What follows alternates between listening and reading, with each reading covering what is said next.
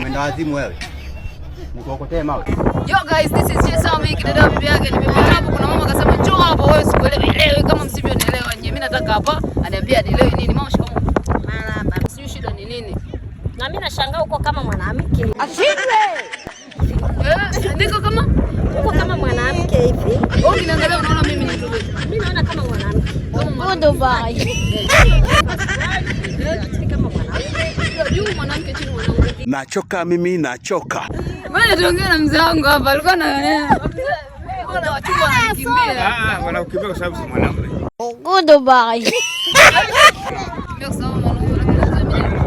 Mimi ni mwanamke. Wewe ni mwanamke. Ngondo vai. Punguza nini? Sema utafute mchumba kwa sio uolewe. Ngondo vai. Unataka mwanamke wewe au unataka uolewe wewe? Sasa mwanaume hawezi kuolewa na mwanaume. Mimi ni mwanamke baba. Mwanamke. Ona basi nakuonyesha. Mwenda wazimu wewe. Nikuokotee mawe. Mwanamke. Kama wewe ni mwanamke, kulumua. Hata mjitasa mimi. Sasa baba mimi napenda tukufanye. Kama wewe ni mwanamke ili kueje mpaka maana mtoto wa kike anatakiwa matiti asimame na mzee. Watoto 6. Kuna watoto 6 sana miti. Nini? Sana mti. Au sana wanaume. Mzee wangu bado hataki kukubali. Mama naona mimi mwanamke mwanaume. Angalia wewe. Kila kitu kama mwanamke. Unaniambiaje sasa mwanangu? Nakwambia hivi sasa utafanyaje ili unataka mchumba? Mimi nataka mchumba. Alafu kingine mama mimi tu hivi ni mavazi. Si unajua ni mavazi. Basi naomba badilisha mavazi. Sasa kwani mavazi kwani mke yuko kwenye mavazi? Hakuna.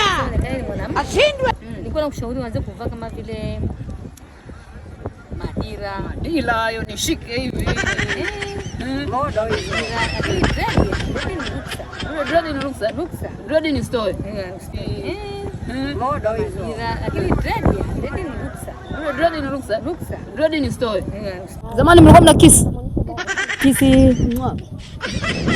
Zamani mlikuwa mna kiss? Ile ya mwa. Ipo. Kama ya siku hizo kwenye video. Ipo. Ile ya mdomo kwa mdomo. Hiyo ndo. Ya kwenye shavu. Ya kwenye shavu tu zamani. Sasa kumbe mlikuwa mfaidi mapenzi. Yaani kwani basi tu. Sasa hivi ndo mambo yamebadilika.